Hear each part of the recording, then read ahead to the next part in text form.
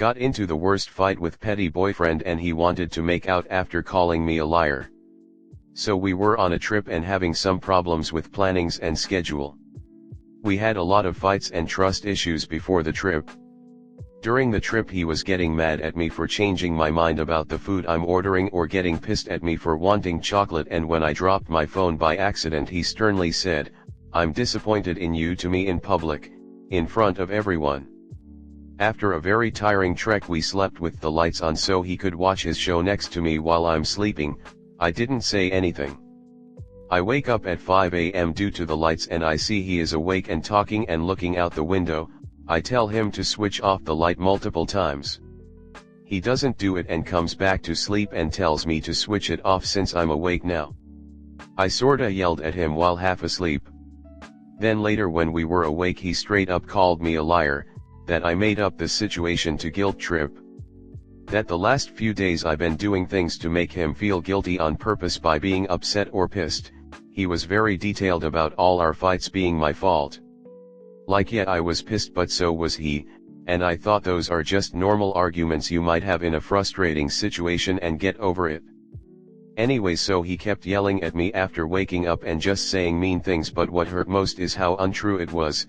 I was happy about the trip and he kept yelling about every time I was upset or ignored him after a fight.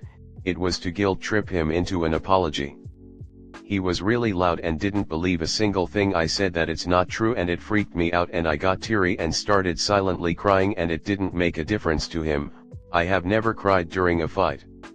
It was the week I introduced him to my parents and that's a very big deal for my parents. I love them and it was emotional. He didn't trust me at all even after that. He kept yelling and I felt really hurt and powerless, and I hit him on his chest, and he hit me back. I cried that I don't want him to see my parents again, and he yelled back, "I don't want to meet your parents," and walked away. We didn't talk the whole day until at night after another hike he acted friendly like nothing happened and said sorry but in a weird happy way and wanted to make out. I wanted to sleep in with my friend that night and he didn't really ask if we're okay or if he's hurt or pissed, nothing. He was just being friendly and flirty so as to make out, and I started getting teary cause it freaked me out, and he just kept trying to be friendly and touchy, but I left and went to my friend.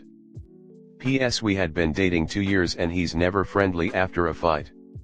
He always wants to discuss and be very logical about why it's not his fault. I couldn't recognize him as the same person. Why would I make up situations? Like the whole time during the trip I didn't argue back or hold a grudge even once, cause it was special to me and I wanted to do things with him. I feel really gross somehow. I don't know why. I know I was wrong to hit him first, but he's really creepy, isn't he? Comment. All these things he's doing to you are things abusers do to their partners to keep them from being able to make logical decisions. He's gaslighting you so you won't trust your own judgment. His makeout session and happiness are his attempts at love bombing. That's trying to get you to think that he's not so bad. Really, you have good times together too. Him acting like nothing happened is additional gaslighting. The sleep deprivation is to impair your mental faculties. You kinda lucked out that he showed his true colors before you were engaged or married and before he had an opportunity to distance you from your parents. One thing you said struck a chord with me. He always wants to discuss and be very logical about why it's not his fault. The sentence starts great but ends up very badly. What you guys need to do is indeed sit down and quietly and logically discuss the situation.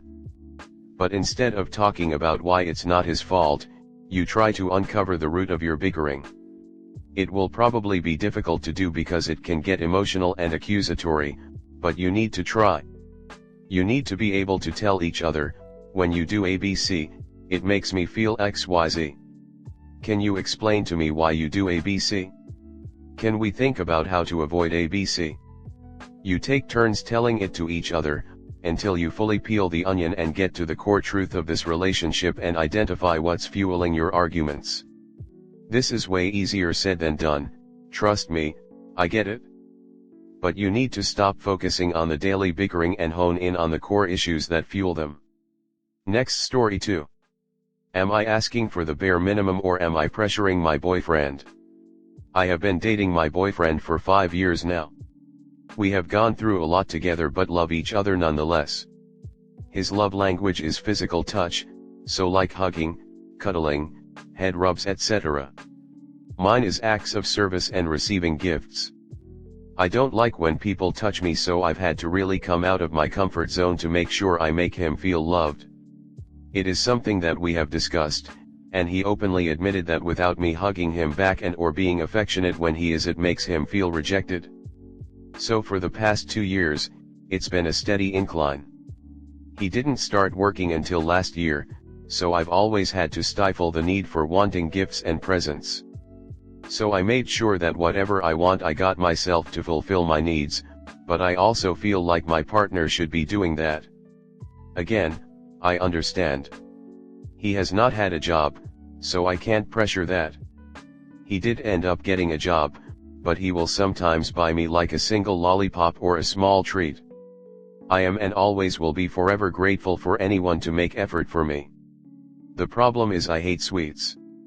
He's known this about me for forever. He teases me about this.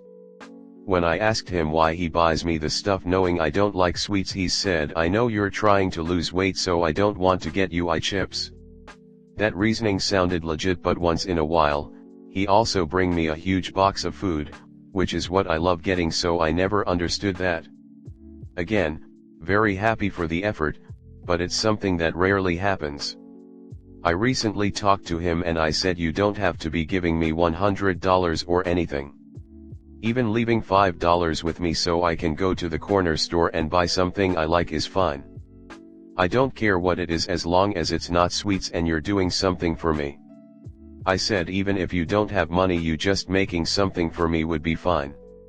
I told him that in the future when we start making more money, that's when I'd like us to start going out more and doing all the other stuff I really want to do, but for now that will suffice.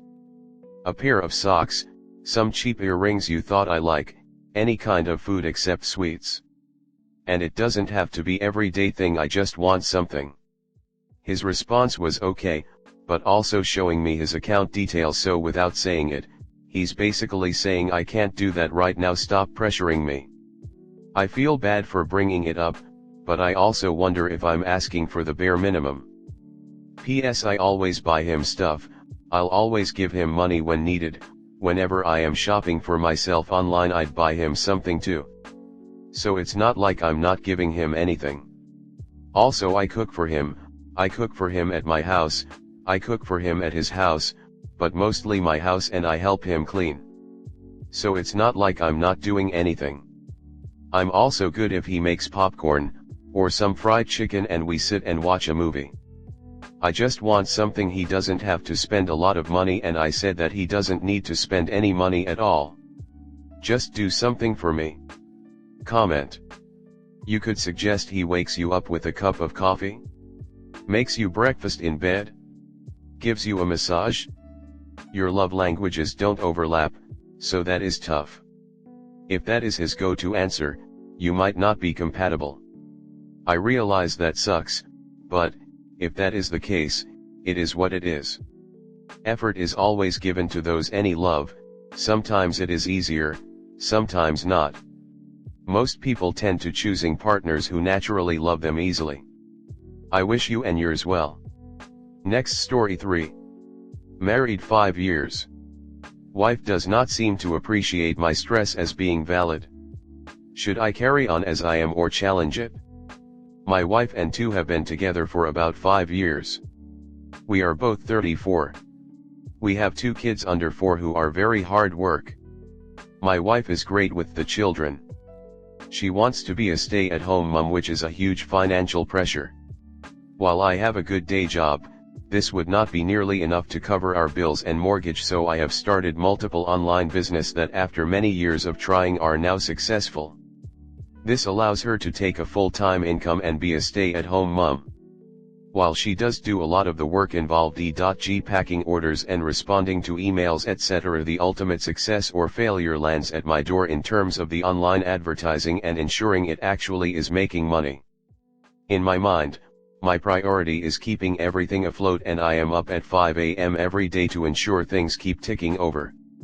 I put blood, sweat and tears into it, and I get stressed beyond measure when it's not working or sales are down.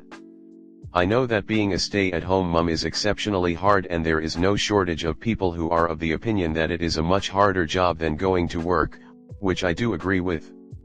There are times when I need to focus on the business and not assist with putting the children to bed, because sometimes if things are not going well or we have a big problem, in my mind this must be the priority. However, my wife thinks that I am neglectful and does not seem to have any appreciation for anything outside of what she does with the children as being stressful. It feels as though she believes that I am intentionally not helping and that my problems and stress with work cannot possibly compare.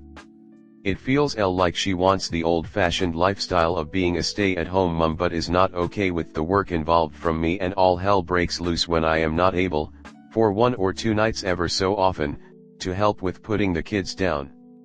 I feel that this is unreasonable and that there is little respect for me or what I am trying to do, everything for the family, to retain our lifestyle, etc. What should I do? Comment. I guess I don't see why it would be so hard to help out the kids to bed and then go back to work. I often have to go back to my home office when everyone goes to bed when I'm in the middle of a challenging project or have an issue at work. But I am present for dinner and bedtime and such. Your wife is doing double duty all day with childcare and the business. I get that you're working your ass off too. I think that the issue here is that because you are your own boss in this situation, she feels that you can make the decision as to what time things can be done, so if you don't help put the kids to bed, you are choosing not to. Can your wife help out at other times more in specific ways so that you have less pressure? Can you guys get a sitter 1 day a week? I understand what you mean by saying that it has to take priority and you are responsible financially for all 4 of you. Do you feel unappreciated?